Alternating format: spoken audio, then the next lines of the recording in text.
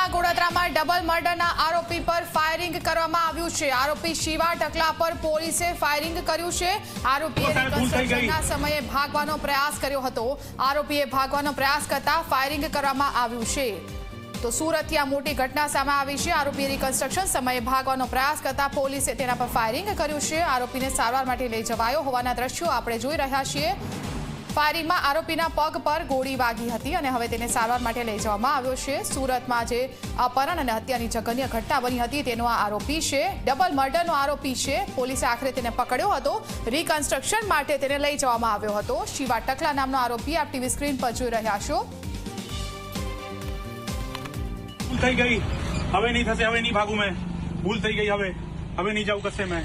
हवे मैंने छोड़ी दो, हवे मैं कहीं नहीं करा। भूल थी गई भाई, भूल थी गई, हवे कहीं नहीं करा मैं। हवे कहीं नहीं करूं मैं, छोड़ी दो मने। मारे कहीं नहीं केवू अत्यारे मैं बोलवानी हालत में नहीं। प्लीज प्लीज ना, मैं कहीं नहीं कर्યું। मने कई ज नहीं खबर भाई, मने कई ज नहीं खबर। मैं मारा कहाँ ना ना कई नहीं करूं। સુરતના નામચીન એવા બુટલેગર અને ડબલ મર્ડરનો આરોપી શિવા ટકલા ઉપર ફાયરિંગ કરવામાં આવ્યું છે। ખાસ કરીને સુરતના ગોડાદરા વિસ્તારમાં શિવા ટકલા દ્વારા બે જે યુવાનો છે તેમનું અપહરણ કરવામાં આવ્યું હતું। ત્યારબાદ જે છે તે આ યુવાનની હત્યા કરવામાં આવી હતી। હત્યા પહેલાં તેની નિર્મમ જે છે તે અમાનવીય કૃત્ય કરવામાં આવ્યું હતું, જેમાં બંને જે યુવાન છે તે યુવાનની પાપણ કાપી નાખવામાં આવી હતી, અડધી મૂછ કરી નાખવામાં આવી હતી। આ ઉપરાંત ટકો કરી દેવામાં આવ્યો હતો।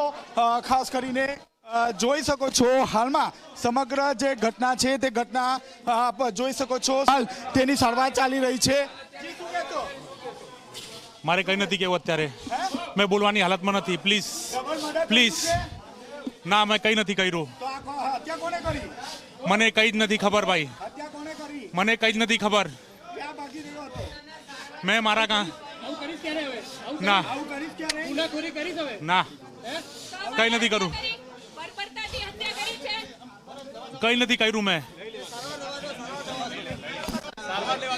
શિવા ટકલા આ રીતનું કૃત્ય નહીં કરશે તેવું પોલીસે જણાવવામાં આવી રહ્યું છે। આપ જોઈ શકો છો હાલમાં શિવા ટકલાને સિમેન્ટ હોસ્પિટલમાં લઈ જવામાં આવ્યું છે।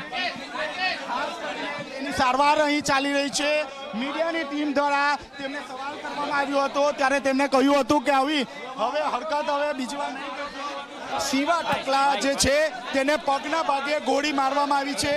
આ ગોડાદરા પોલીસ તેને રિકન્સ્ટ્રક્શનમાં લઈ ગઈ હતી અને ત્યારબાદ જે છે તે શિવા ટકલાએ ભાગવાનો પ્રયાસ કર્યો હતો। રિકન્સ્ટ્રક્શન દરમિયાન સમગ્ર જે ઘટના છે તે ઘટના બની હતી, હાથાપાઈ થઈ હતી અને ત્યારબાદ વળતા જવાબ રૂપે ગોડાદરા પોલીસે શિવા ટકલાના પગમાં ગોળી મારી હતી અને ઇજાગ્રસ્ત હાલતમાં તેને સુરતની સિવિલ હોસ્પિટલમાં લઈ આવવામાં આવ્યો છે। 3 યુવાનોના માત્ર 20,000ને લઈને અપહરણ કરવામાં આવ્યું હતું અને ત્યારબાદ હત્યાને અંજામ આપે તે પહેલા તેના ટકો કરવામાં આવ્યો હતો, અડધી મૂછ કાપી નાખવામાં આવી હતી, આ ઉપરાંત અડધી પાપણ કાપી નાખવામાં આવી હતી। સમગ્ર જે બનાવ છે તે બનાવમાં હાલ સમગ્ર પ્રાથમિક માહિતી જે છે તે હજુ સુધી પહોંચી નથી। ઘટનામાં 3 યુવાનોનું અપહરણ કરવામાં આવ્યું હતું અને ત્યારબાદ 2 યુવાનોનું કરુણ મોત નીપજ્યું છે અને ત્યારબાદ આ શિવા ટકલો જે છે તે પોલીસને હાથ તાળી આપી રહ્યો હતો। અગાઉ પોલીસ દ્વારા 4 આરોપીની ધરપકડ કરવામાં આવી હતી, પરંતુ મુખ્ય જે આરોપી છે શિવા ટકલા પોલીસ ગિરફથી ભાગી રહ્યો હતો।